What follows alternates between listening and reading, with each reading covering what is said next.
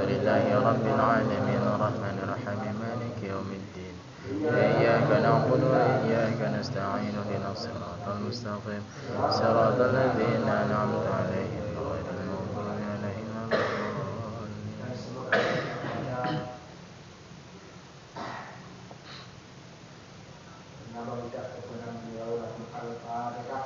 أعوذ بالله من الشيطان الرجيم بسم الله الرحمن الرحيم الحمد لله رب العالمين الرحمن الرحيم مالك يوم الدين إياك نعبد وإياك نستعين اهدنا الصراط المستقيم صراط الذين أنعمت عليهم غير المغضوب عليهم ولا الضالين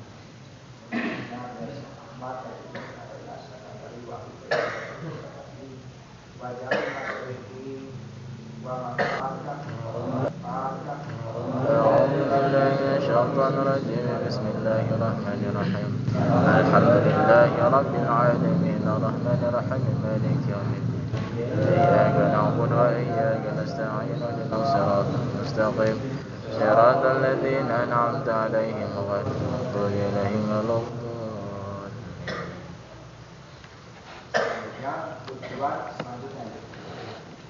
Tujuan selanjutnya ya, pasal itu adalah untuk mendapatkan kasih sayang. Jadi tanpa tasawuf maka kasih sayang. Banyak orang yang mengerjakan ibadah dan tapi karena niatnya sudah salah, ya maka tidak mendapatkan ya kasih sayang kita. Artinya begitu melaksanakan ibadah, dia tidak dapat apa-apa. Bahkan mendapatkan kemurkaan dari itu. Makanya dengan makhluk tasawuf timbul kecintaan kita kepada Allah, sehingga kita didapati cinta dan menurunkan semua sesuatu lain daripada Allah. Dari situ nampak rahmat Allah bukanlah diberikan kepada orang yang banyak ibadah, ya rahmat Allah hanya diberikan kepada orang yang sangat membutuhkannya, ya kan? Jadi tidak semua orang Islam dapatkan sedikit sekali daripada orang Islam yang mendapatkan kebenaran itu karena merasa. Orang yang disayangkan orang yang merasa butuh dengan saja. Contohnya apa? Ketika seseorang menjadi ibadah karena Allah kita hanya butuh dengan itu sayang Tuhan.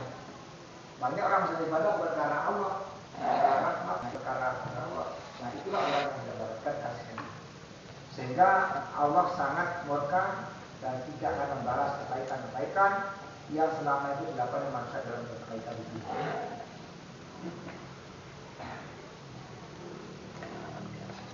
Allah SWT menegaskan dalam firman-Nya, Innalladzina amanu wa 'amilus shalihati sayaj'alu lahum rahmanun wudda.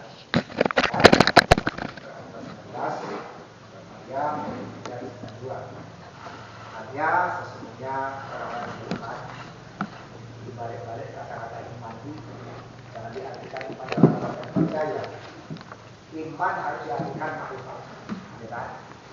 Sesungguhnya orang-orang yang makrifat kepada Allah, ya kan? Dan melakukan semua tindakan-tindakan yang soleh. Jadi kalau orang sudah yakin, sudah makrifat kepada Allah, tentu pekerjaannya akan menjadi ibadahnya akan ibadah. Infak sedekahnya bukan menjadi ibadah Allah. Jadi sadar bahwa kebaikan yang menjadi pada diri insan itu sendiri sebenarnya kebaikan Allah. Sebenarnya pelaksanaan itu pelaksanaan Allah. Ya, kehendak itu sebenarnya kehendak Allah. Kekuatan itu pun sebenarnya kepada Allah yang akan menjadi manusia. Maknanya sepenuhnya ya, tanpa kurang menyadari bahwa itu semua anugerah Allah, maka Allah akan menjadikan ya atau memberi ampunan tanpa batas ya. Sehingga orang-orang yang beriman dapat kebaikan kelak Allah yang Maha Pemurah, baik Allah akan berikan ampunan tanpa batas ya, akan menanamkan ke dalam hati mereka rasa kasih. Sehingga di dalam itu rasanya tidak ada yang ya, tidak ada yang nyakiti, tidak ada yang enak. Semua sangat cocok dan sangat khas. Meskipun segala yang diharapkan gagal, meskipun yang dicita-citakan tidak dapat, itu rasanya dia tambah senang. ketika dia gagal tambah senang dibandingkan kesenangan itu ketika dia berhasil. Ketika berhasil kesenangan kadang masih bercampur dengan sombong. Tapi kalau sudah gagal, maka kesenangan, ya, kecintaan semata-mata itu memang betul anugerah Allah. Terasa di dirinya insan itu akan lemah dan tidak sanggup dan tidak ada daya dan upaya.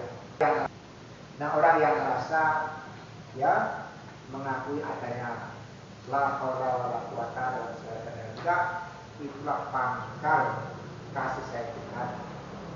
Nah, dengan demikian akhirnya jernih, ya kan, tujuannya tercapai. Makanya berkali-kali kita ingin menggambarkan, menjelaskan bahwasanya semua orang beriman adalah orang yang makrifat yang tahu kepada Allah. Kalau orang sudah makrifat kepada Allah, amalnya pasti soleh.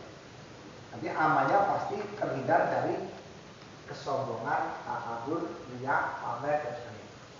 Bahkan lebih dari itu, amal yang dia kerjakan merasa bukan miliknya, merasa bukan pelakunya, merasa bukan pelaksananya, merasa bukan, ya, melaksanakan dan seterusnya.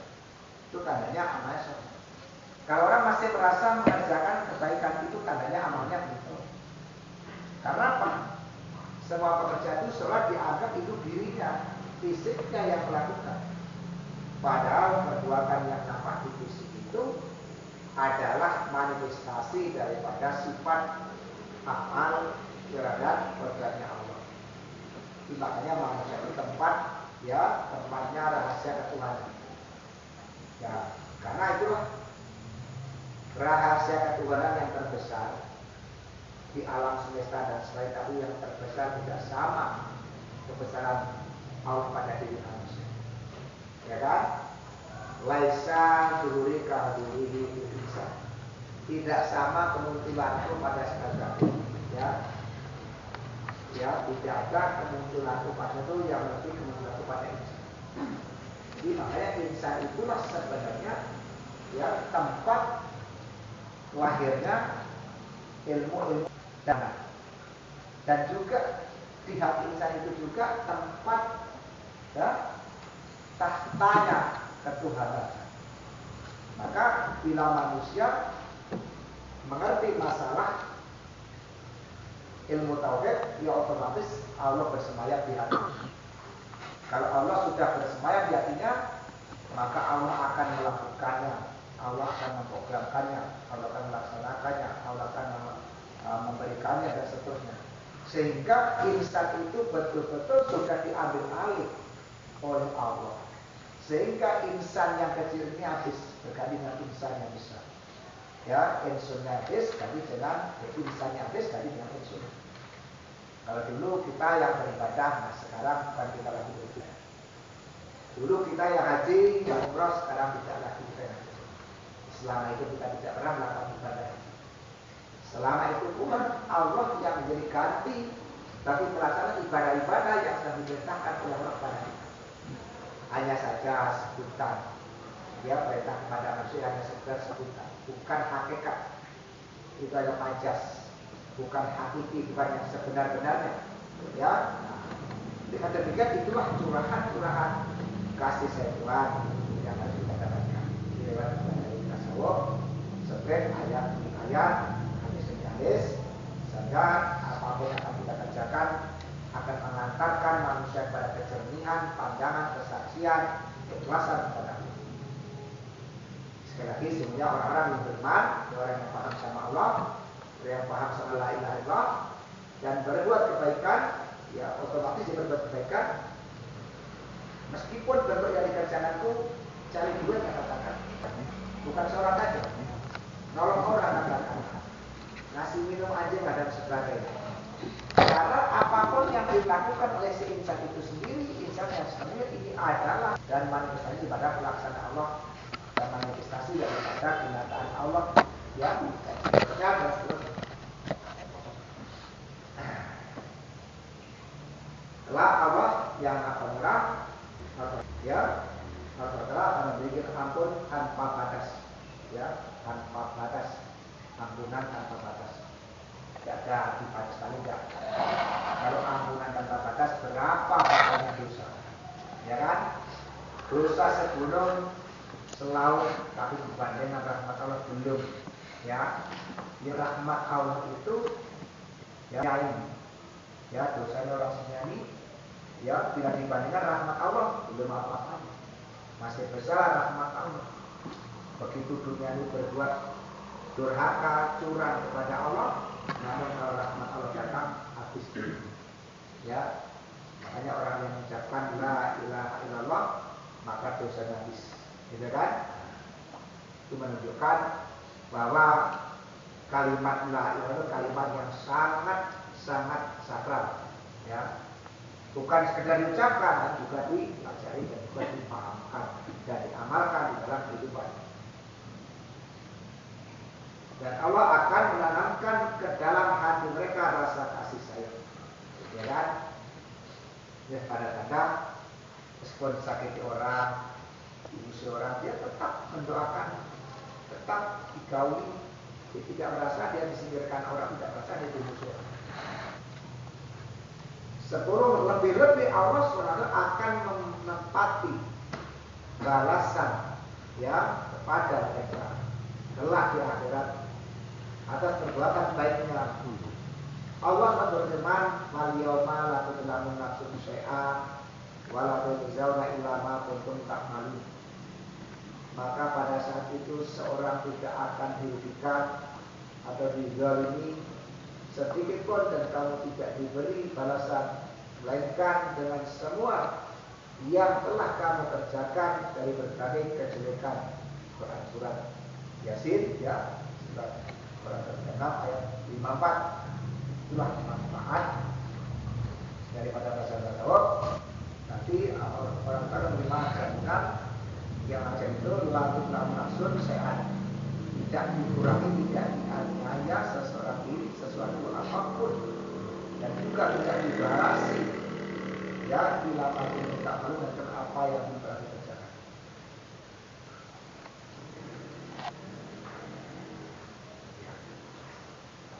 Nah, selanjutnya saya Ali Abdul Maksud ya, halaman berikutnya 18. Saya yang nulis ini Bapak Ibu. Ini buku ini diambil dari karya Syekh Ali Abdul Maksud Husain Abdul Maksud. Dalam judulnya dalam kitab yang berjudul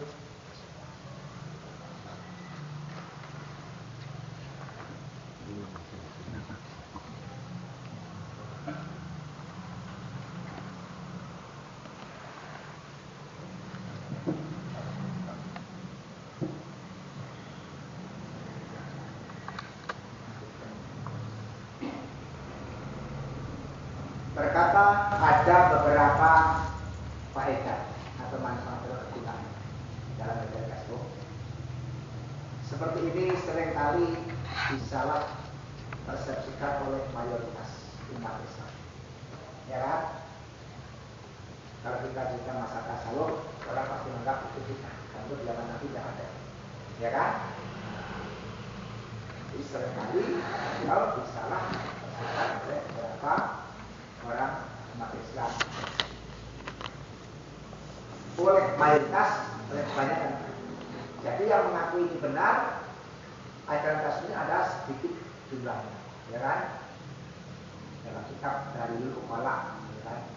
Dari Ukala, tanda orang yang berakal, ya kan? Karya Syekh Ali Abdul Maksud Husain Abdul Najib.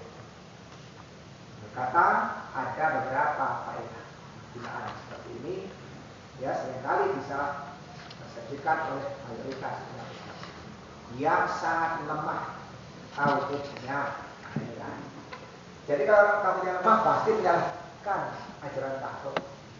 Soalnya tasawuf diada-adakan di zaman Nabi tidak ada, zaman umat juga tidak ada. Kalau nyebut kalimat tasawuf memang tidak ada. Kalau yang senada tujuannya kita beragama supaya kita jernih.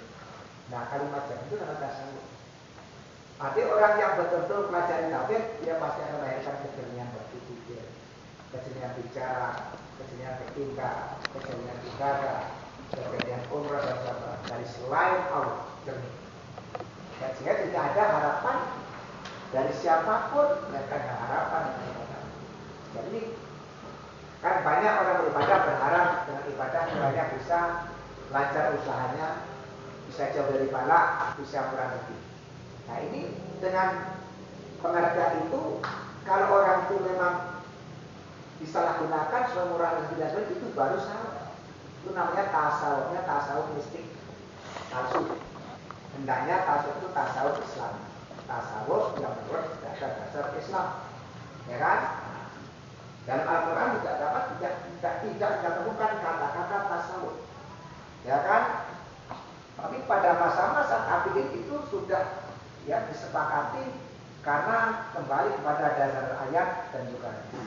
Sehingga ajaran tetap akan dimunculkan, diabadikan oleh dunia tasawuf, ya, oleh para sufi.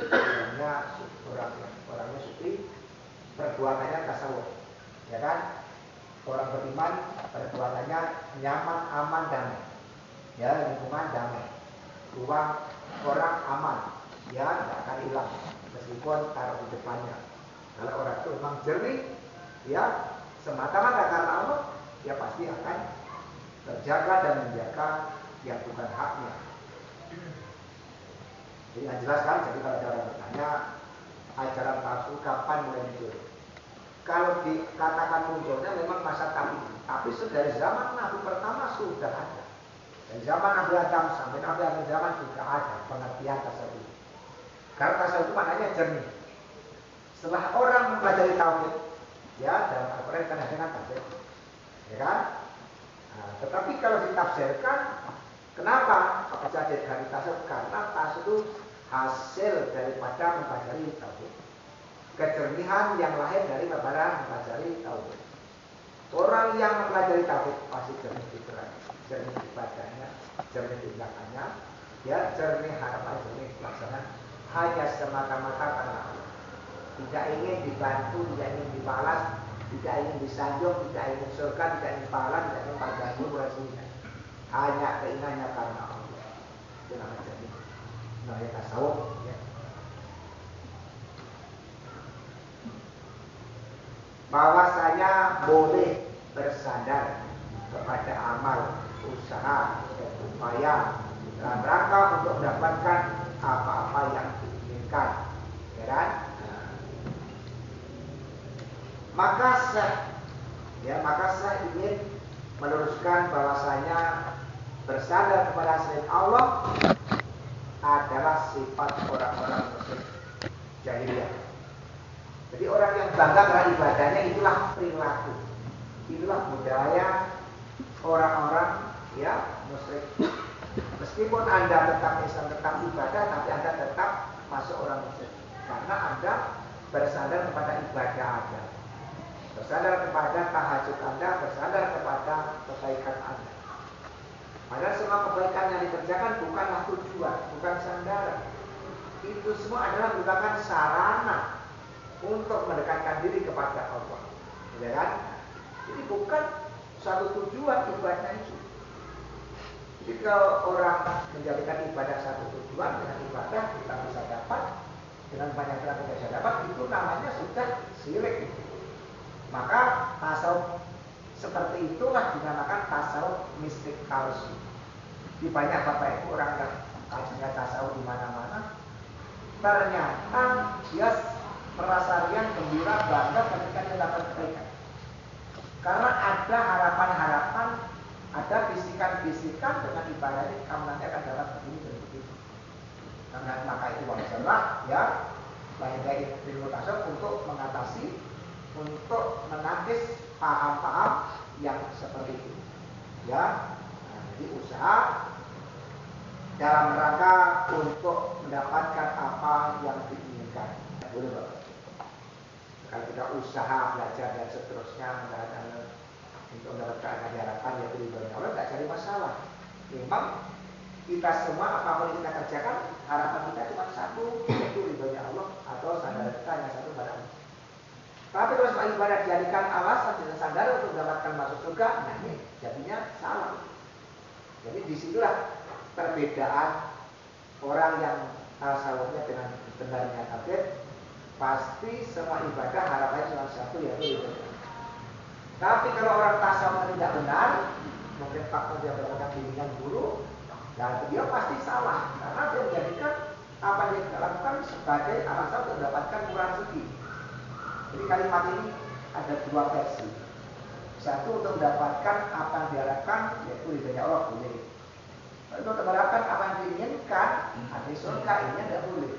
Nah, di sini banyak umat Islam yang sudah mempelajari tasawuf ternyata juga pasti salah. Ya mungkin apa cara jelaskan, atau mungkin cara dia mendengarkan, atau mungkin dia kurang banyak tanya. Nah, itu kan.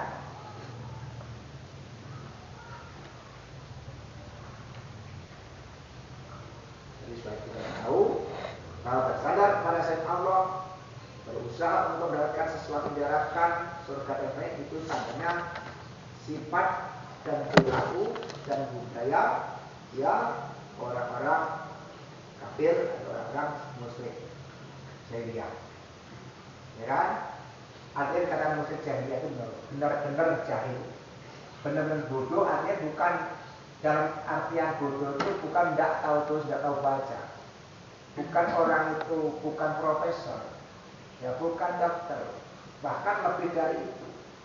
Berarti yang jahil itu bukan karena tidak punya pendidikan, bukan, ya, atau mungkin tidak tamat aja, bukan, tetapi orang yang tidak mengetahui namanya jahili, ya. Kalimatnya jahil. Ditambah yang nisbah dan hak berlaku walau dinisbahkan kepada keselikan benar-benar syirik, gitu kan? Namanya jahili, ya. Hendaknya tasawuf Islamiyah, ya kan? Jadi itulah, meskipun kita bisa nasi belajar tasawuf, tapi mungkin cara menyerap apa yang dulu berbeda-beda. Ya. Tapi semua itu kalau cuma itu tetap salah, ya. Nah.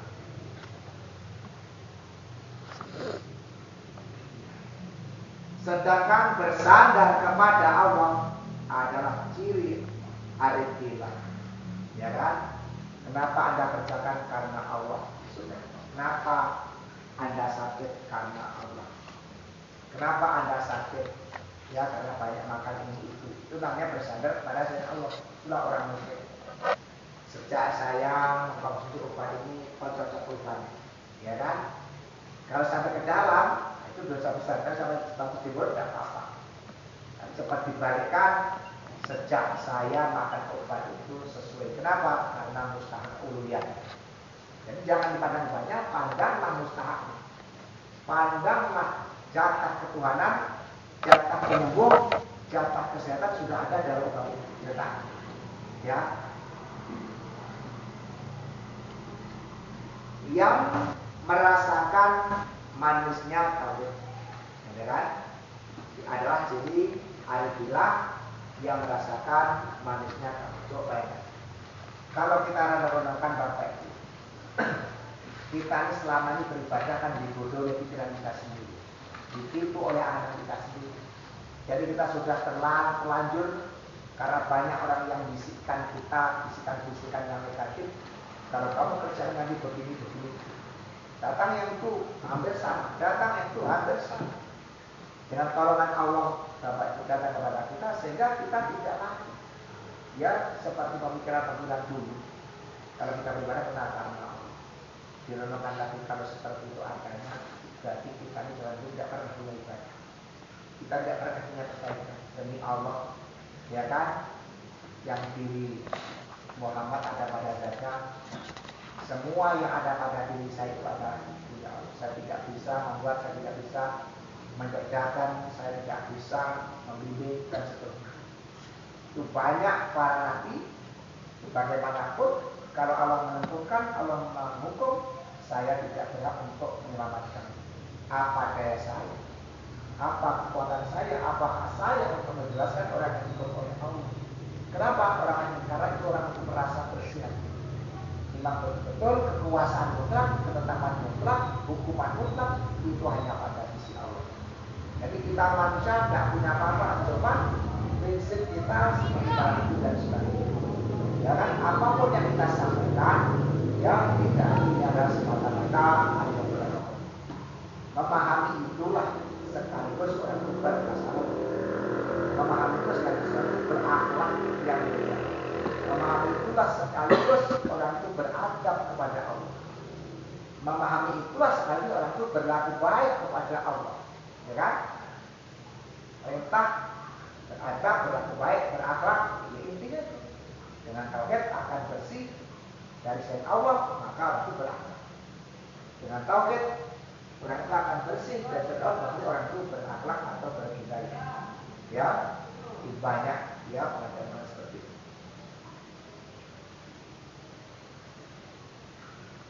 Penjabaran atau asal dan kata syarat. Itu kurang detail ya, ketiga. Asal. Penjabaran. Dan yang pada ketiga itu untuk membangkitkan para salikin ilallah.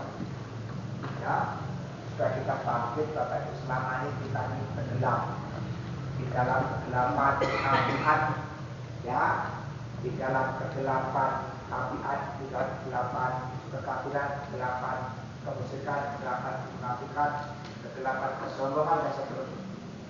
Hingga akhirnya pada ini yang pertama jelas ya, dalam rangka membangkitkan ya kan para salikin ilallah, para penempuh jalan menuju Allah.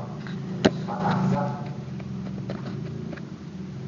tasawuf seperti Bapak Ibu, kalau orang sudah memahami iya anak itu hanya semata engkau dan bersekutu, ya, tidak merasa bahwa dirinya melakukan kebaikan.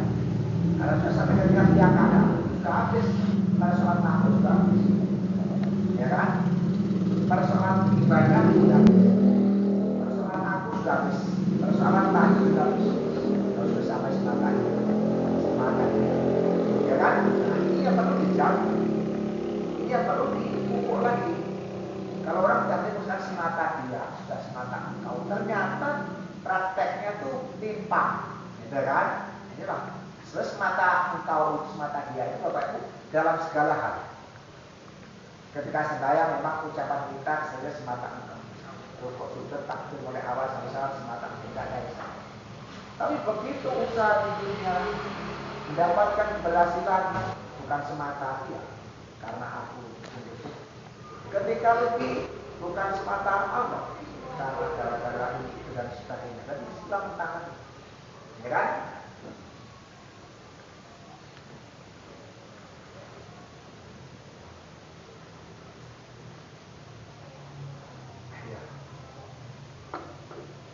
Dan mengangkat cita-cita atau harapan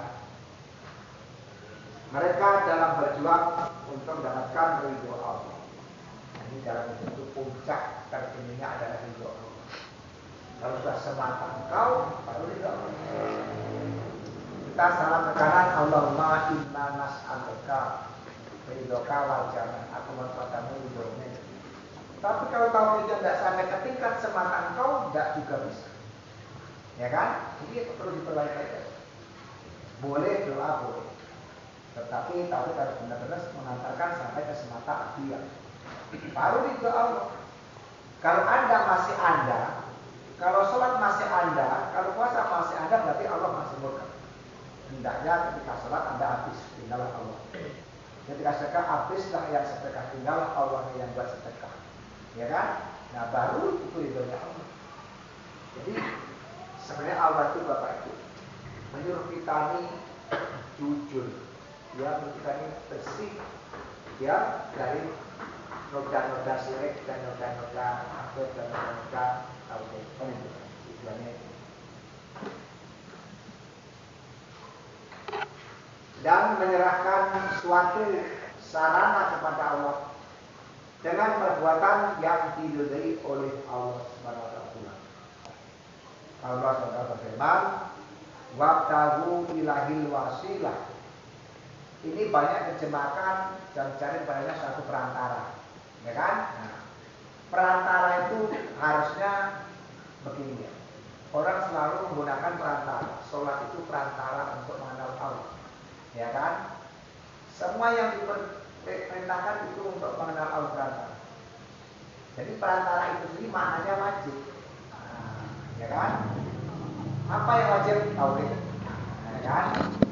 Jadi kenapa Anda kerjakan sholat? Karena Allah. Jadi wajib tauhid. Kalau dikerjakan sampai sudah semakin karena Allah, baru itu sampai ibadahnya diganti oleh Allah, yaitu ridhonya. Ya. Iwatabu ilaihi wassalam, dan carilah olehmu akan suatu sarana amal soleh agar kalian hidup bersamanya Allah. Ya kan? Nah, kalau sudah bersama Allah, berarti mana yang merasa diuntungkan, merasa diuji, merasa dihormati, merasa dihina? Tidak ada lagi, kan sudah bersama. Ya kan? Kalimat bersama itu bukan double, bukan kita berdua sebelahnya. Kalimat bersama itu mengingatkan kita, itu kalimat, ya kalimatnya bahasanya seperti itu. Tapi maksudnya jadilah kamu itu Allah. Itu kan maksudnya. Kalau kamu sudah jadi Allah, yang perantara sudah ada lagi. Bukan kamu yang mencari bahan, sudah jadi Allah. Kalau sudah semata dia, itu baru sudah jadi Allah. Baru itu menyantarkan kita, menyelamatkan ibadah kita, menyelamatkan sosial kita, menyelamatkan infak kita sampai di tangannya Allah. Ya kan? Jadi kalau sama satu Bapak itu, kalau ibadah belum sampai kedua belum sah jadi ibadah. Al-Quran mengatakan wa anna ila rabbikal muntaha, dan bahwasanya hanya kepada Tuhan lah tempat jadi. Kalau belum sampai ya keapan Allah menjadi keapan dirinya dengan berdalillah, berarti sholatnya belum sampai. Sedangkan kata Nabi, ya sholat itu Bapak Ibu, innama quribatis sholat wa umrah bil haji wal umrah li iqamati dzikrillah. Sesungguhnya difardukannya sholat di waktu haji, umrah dan seterusnya, itu cuma satu motifnya, li iqamati dzikrillah, untuk meluruskan ingatan, meluruskan sandaran, meluruskan tujuan hanya semata-mata Allah. Jadi tidak ada yang kemana-mana. Jadi bukan lari ke kanan kiri, lurus, ya kan? Nah, jadi sholat itu ya, sehingga ketika kita misalnya bukanlah gembira karena sholat, kita gembira karena Allah. Nah, itu terasa manisnya iman, ya kan? Sehingga apapun beban yang dipikulkan oleh Allah tetap dirasakan enak. Memang benar-benar ini alhamdulillah Allah. Berkali-kali dibebani, ya beban yang berat, tapi yang dirasakan hanya karena semata-mata anugerah Allah. Sehingga kita tidak ada merasa dibebani kewajiban. Yang ada pada kita adalah karunia Allah. Jadi Allah tidak mungkin membebani makhluk yang sangat lemah seperti kita sendiri. Kita dibebani sholat sangat mustahil. Kenapa? Karena diri kita ini diri yang sangat lemah. Tidak mungkin kita bisa memegang, melaksanakan namanya sholat. Ya kan? Jadi jangan coba-coba Anda mengartikan kita diwajibkan sholat. Secara hukum dalam Islam boleh. Tapi ketika bicara iman, jangan lupa. Ya, kenapa Anda sholat? Ya, karena sholat yang terjadi karunia Allah.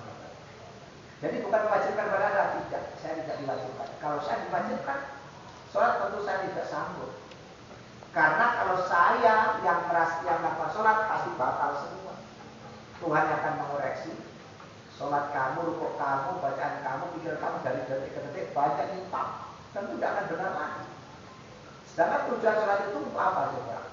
Ya kan, sholat itu tujuannya cuma untuk ya munajat, ya kan? As-sholatu bil munajat, sholat itu tujuannya cuma. Nah, dengan penuh ya kesadaran kita, penuh kearifan kita kepada semuanya Allah yang pada diri kita, maka akan mengangkat yang kata Al-Quran, inna sholata tanha 'anil fahsya'i wal munkar.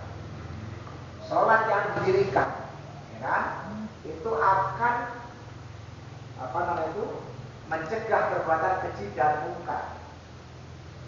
Orang selalu jauh mengartikan keji, bukan maling, korupsi. Orang sudah tidak maling lagi, tidak korupsi lagi. Tapi merasa memiliki ibadah itu sudah mungkar itu. Merasa mengerjakan ibadah itu sudah keji dan mungkar, itu sudah perbuatan tercela. Memang kita secara diajarkan sholat, tapi kalau kita mengakuinya di waktu sholat, dosa besar. Ketika sedangkan perintah sholat Ya, yang disampaikan Nabi pada saat Mi'raj, tapi ingatan kita anugerah mulia. Mana yang tidak anugerah Allah? Al-Quran mengatakan wa mafikum nikmatin min Allah. Apa saja yang ada pada dirimu itu adalah anugerah dari Allah. Jadi terlepas kita dari beban, ya wajib bagi kita. Secara hukum tetap kita sampaikan ini wajib. Secara hukum, secara Islam. Kalau saya sampaikan tingkat arif, ketika tingkat iman, jangan lagi dipakai kata-kata wajib.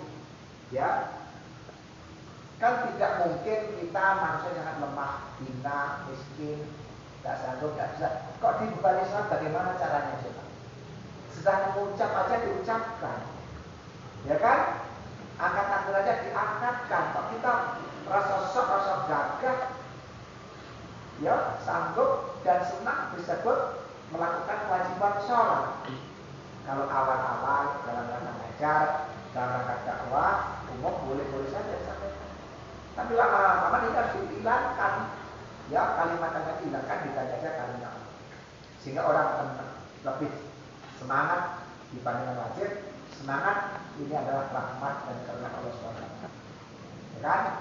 Makanya Al-Quran apa itu menyatakan kita, ya kulillah rumadarum fi qawlihi ya abdu.